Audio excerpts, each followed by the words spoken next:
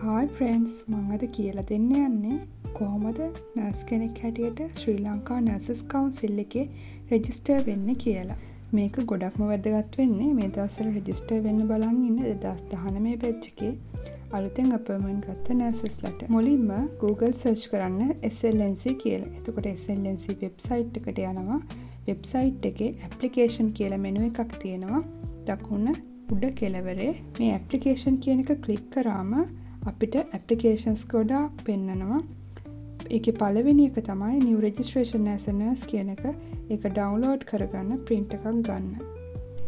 මේ PDF එකේ fill කරන applications දෙකක් තියෙනවා. එකක් ID එකට අනිත් එක registration එකට. ඊතුරු pages වල instructions තමයි තියෙන්නේ. අපි වෙබ්සයිට් එකේ මුලින්ම register වෙමු. අපි documents hand over කරන්න කලින් අනිවාර්යෙන්ම online register වෙන්න ඕනේ.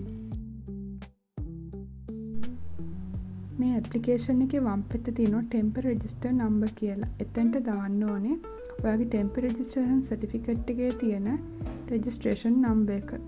ඊට පස්සේ මෙතන SLNC register number කියන තැන හිස්තැනක් තියන්න. ඔයාලට තාම හම්බෙලා නැති නිසා SLMC register number කියලා ඊට ඉස්සරහින් තියෙනවා. ඒකට මොකුත් type කරන්න ඕනේ නැහැ. දැන් අපි appointment එකක් book කරගමු.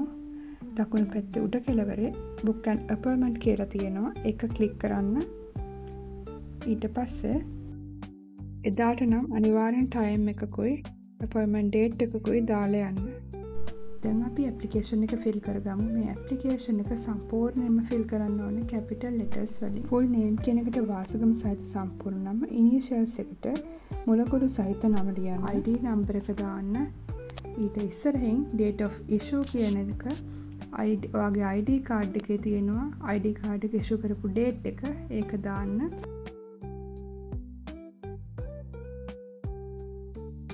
temporary registration number කියන එකට temporary registration certificate එකේ registration number එක දාන්න.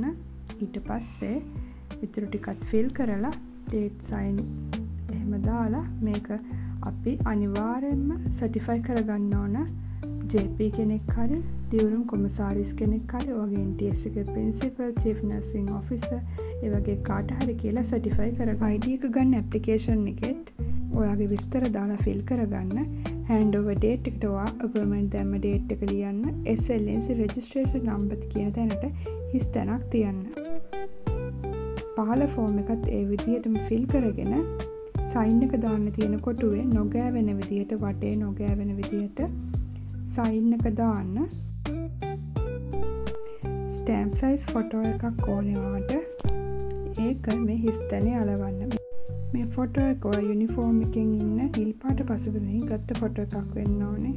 ඒ වගේම ඔයාලට තවත් ෆොටෝ එකක් ඕන. ඒක passport size. ඒ ෆොටෝ එකේ පිටිපස්සේ JP කෙනකින් certify කරගන්න ඕනේ.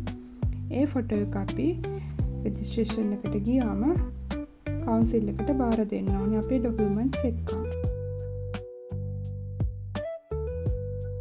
මුලින්ම passport size photo එකයි stamp size photo එකයි. ඊළඟට registration එක රුපියල් 4000යි ID රුපියල් 1000ක් වශයෙන් වෙනම deposit කරපු bank slip දෙකක් ඕනේ. ඔයාගේ higher diploma certificate එක නැත්නම් diploma certificate එකේ original එකයි true copy එකකුයි ඕනේ. ඔයා temporary registration වෙලා ඉන්නවන අනිවාර්යෙන්ම temporary registration certificate එක ඕනේ. ඔයාගේ ID එකේ hospital එකෙන් දුන්න service ID එකේ original ඒවයි true copies උයි ඕනේ.